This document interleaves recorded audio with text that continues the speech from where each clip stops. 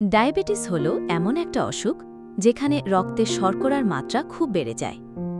শরীর পর্যাপ্ত পরিমাণে ইনসুলিন তৈরি করতে পারে না, অথবা যে ইনসুলিন তৈরি হয় সেটাকে ঠিকমতো ব্যবহার করতে পারে না। এর কারণে অনেক শারীরিক সমস্যা হতে পারে। তাই এটা নিয়ন্ত্রণে রাখা খুব জরুরি। ডায়াবেটিস হওয়ার কয়েকটা কারণ থাকতে পারে, যেমন জেনেটিক্স।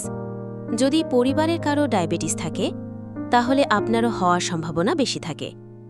এছাড়া অতিরিক্ত ওজন, অস্বাস্থ্যকর খাদ্যাভ্যাস এবং অপর্যাপ্ত শারীরিক কার্যকলাপও ডায়াবেটিসের ঝুঁকি বাড়াতে পারে। কিছু মেডিকেল কন্ডিশন যেমন পলিসিস্টিক ওভারি সিন্ড্রোম বা উচ্চ রক্তচাপও কারণ হতে পারে। ডায়াবেটিস প্রধানত 3 ধরনের। টাইপ 1 ডায়াবেটিস হল যখন শরীর একদমই ইনসুলিন তৈরি করতে পারে না।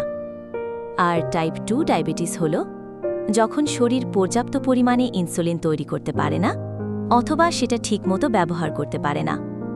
আরেক ধরনের ডায়াবেটিস আছে যেটা শুধু গর্ভাবস্থা দেখা যায়, তাকে জেস্টেশনাল ডায়াবেটিস বলে। ডায়াবেটিস নিয়ন্ত্রণে না থাকলে অনেক সমস্যা হতে পারে, যেমন হৃদরোগ, কিডনির অসুখ, চোখের সমস্যা, এমনকি নার্ভের ক্ষতিও হতে পারে।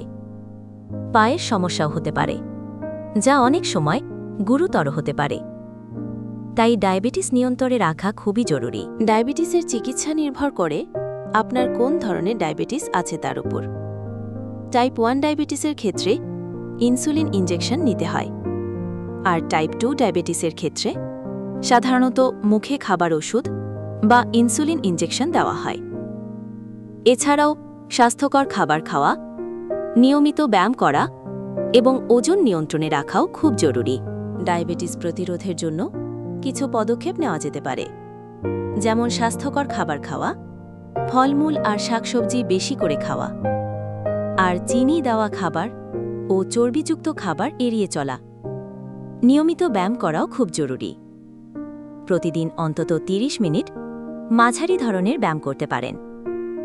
আর ওজন নিয়ন্ত্রণে রাখা, কারণ অতিরিক্ত ওজন ডায়াবেটিসের ঝুঁকি বাড়ায়।